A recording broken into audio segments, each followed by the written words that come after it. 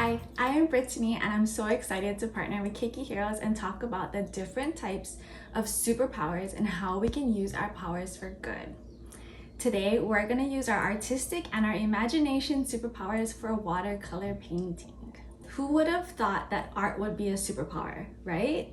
I like to think that art can mean different things to everybody.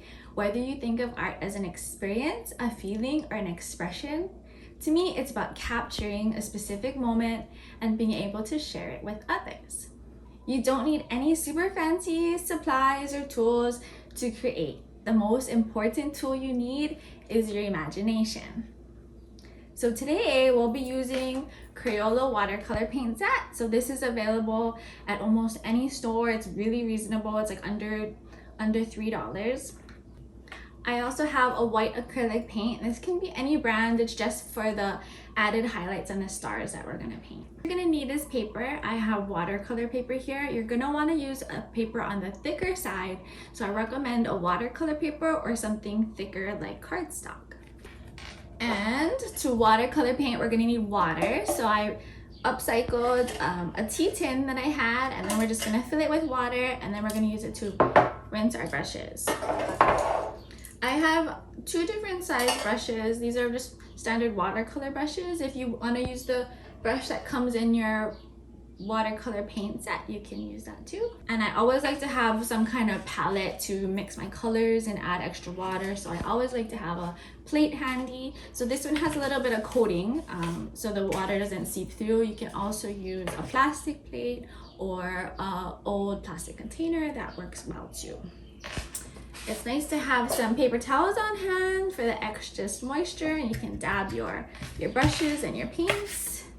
So we have everything, and we're gonna paint the night sky today. So let's get started. So I prepped my paint space. I taped off my paper. You don't have to do this. I just like to have a little border on the edges. It's totally up to you. So to get started, I'm gonna wet my paintbrushes.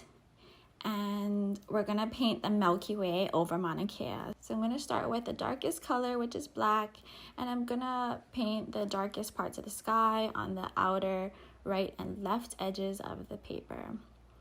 Add lots of water to get your paint and to cover the space. So if you notice, the more water you add to your paint, the lighter the color becomes, and the less water you add, the more intense your color pigment will be. But keep adding that water, and it'll help blend the edges of your paint colors. Okay, and then I'm gonna add a little bit of blue to give that night sky a little bit of color. So lots of water, and then I'm just gonna blend that blue in with the black that we have on there.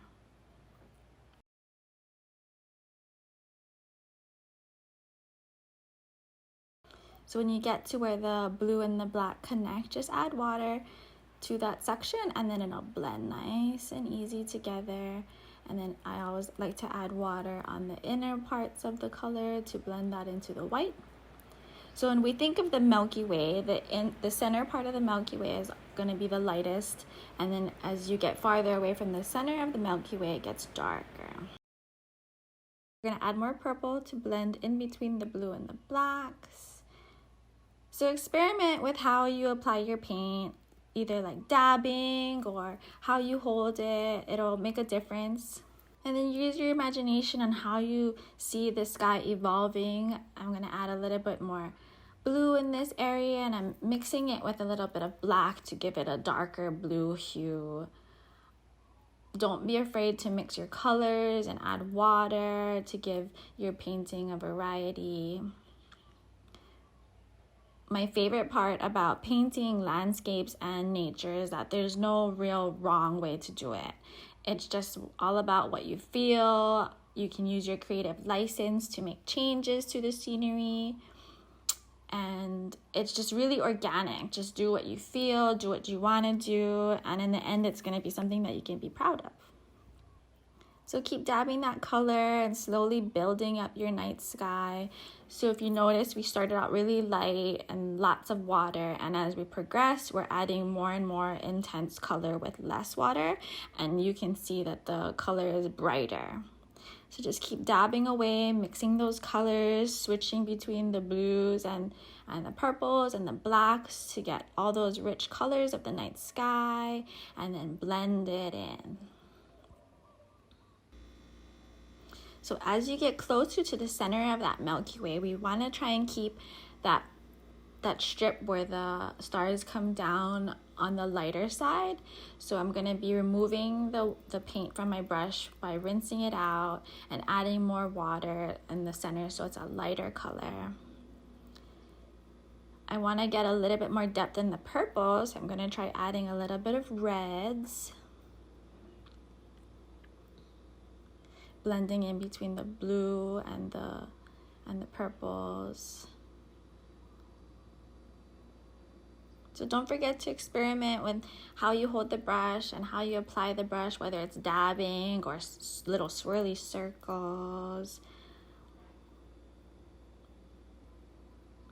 I like little swirly circles because it gives you that like cloudy type of feel where it's really light, blends the colors in. And just keep building your colors, building your sky as it starts to evolve. So I'm leaving the bottom part of the painting clear.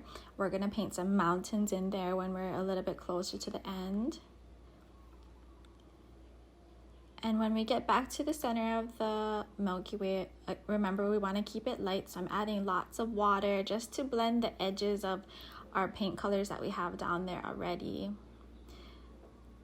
So I'm not adding any paint to my brush, just water, and then it's almost like I'm using the brush to remove some excess paint there. So my brush will absorb it, and then I'll dab it out on the paper towel and then go back in. So you see where I'm dabbing, it's actually getting lighter. I'm not adding any color to it. I'm actually removing some of the excess liquid in the paint there.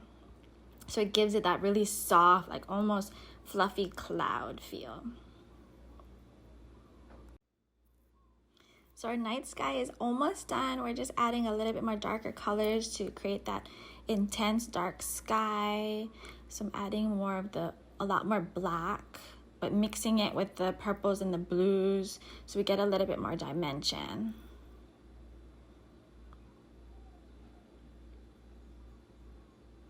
So a lot of this is just repeating the steps until you get something that feels right to you. Don't be afraid to add more colors if you want to use greens or yellows, however you envision your Milky Way night sky to be. And don't get worried if your paper ripples and puckers a little bit. This is totally normal because of the amount of water that we're using. But this is why a thicker paper comes into play. If you're using a thinner paper like printer paper, you're gonna get a lot more of these waves in your paper. So a tip that I sometimes use, if you can't really picture the type of night sky that you want to paint exactly, maybe find a picture that you want to use as inspiration and keep that next to you so you can reference the types of colors and the areas that you want to concentrate on. We're almost there. Just keep building your colors, blending your night sky. So now you can see that we have that clear path of where the Milky Way is and how it gets darker towards the edges of our paper as it goes into the expanse of the universe and the sky. And then we're just gonna blend it in and start prepping our lower half of the paper for the mountains. So I'm roughly gonna just draw the line where my mountain is gonna go, and it's gonna be like a silhouette type. So I'm gonna use only black, and I'm gonna fill it in. So let's start off really light so we can build up the color just like how we did with the sky. So I'm just gonna go with lots of water and a little bit of black paint and cover that area.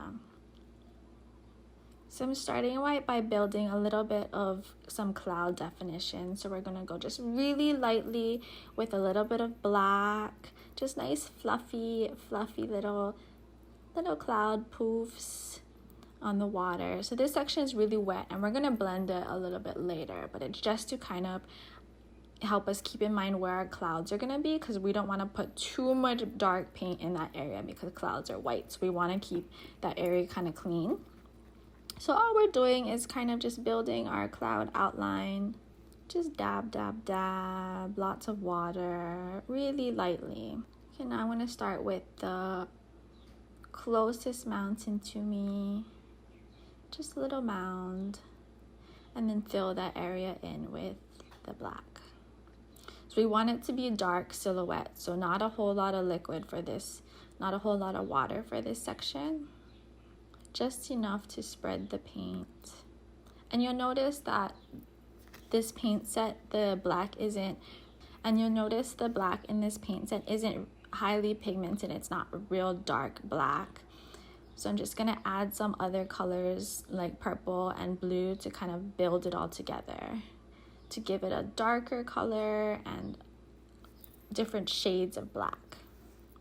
Next, I'm gonna just draw in our furthest mountain farther away, that's right under the sky, and we're gonna lightly go above the cloud outline that we made and just fill it in. Again, this is a silhouette, so we want it to be as dark as we can make it. So lots of ink and not as much water for this section. So don't worry about it being like a super straight line or really defined. If you think about the mountain landscape, it's really rocky and organic, so it can just be a rough kind of like squiggly type of line, so you get that rocky type of feel. So don't be afraid to change the terrain as you go if you feel like you want it to extend a little bit more. Just like with the night sky, there's no right or wrong way to do things.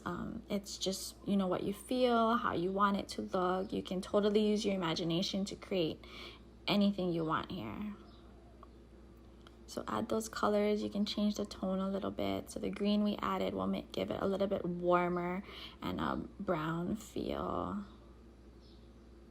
And then the purple will make it a little bit darker. But just keep building your colors, experimenting with the different effects the different colors make. So while we've been working on the lower half of our painting, you can see the sky section of our painting is a little bit more on the drier side. So at this point, you can either leave it as is, or you can add a little bit more to it if you feel there's some spots that dried differently. You can add or blend. But slowly, as your painting dries, it will evolve a little bit and it'll change a little bit as the water dries on the paper.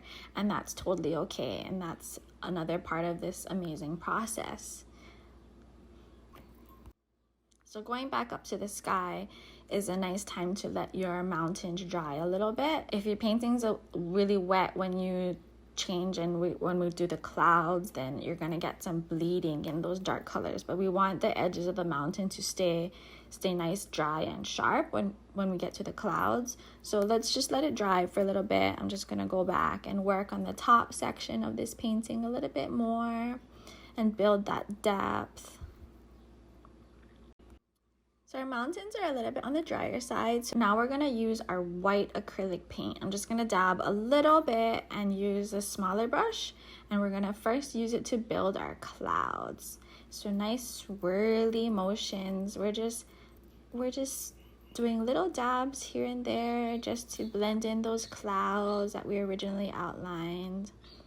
And it's okay if the black kind of blends and makes a gray. This is what we want. We just want it to be really organic, really fluffy, nice and blended. It doesn't need to be any sharp lines. You can add a little bit water to give it a lighter color of the white, just like how we use the regular watercolor. It's just same process, but we have this white acrylic paint.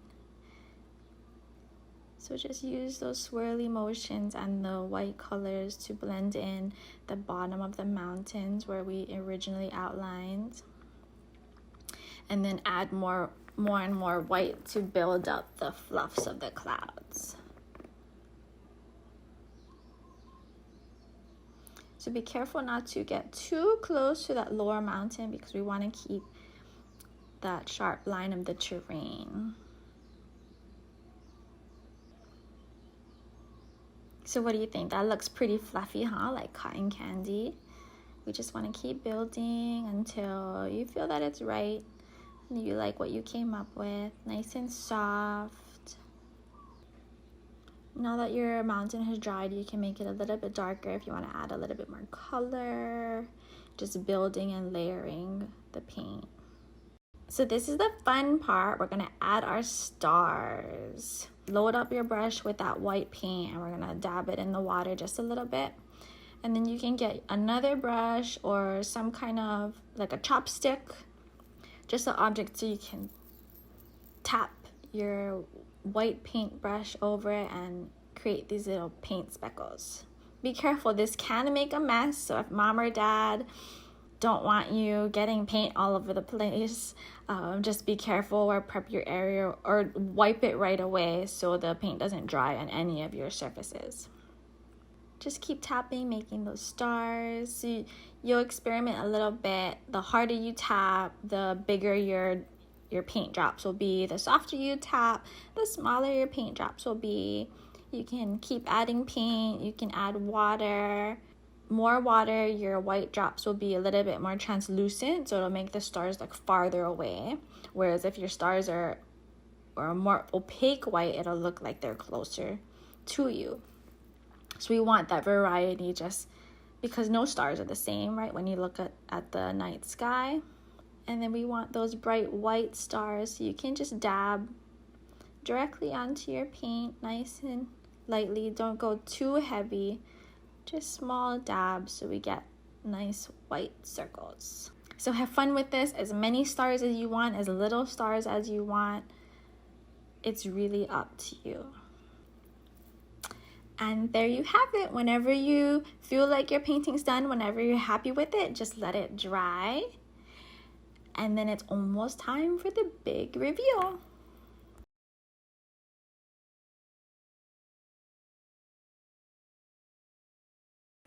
Thanks for painting with me and using your artistic superpowers. Can't wait to see what you guys have created. Make sure to follow Keiki Heroes on Instagram or Facebook or visit their website.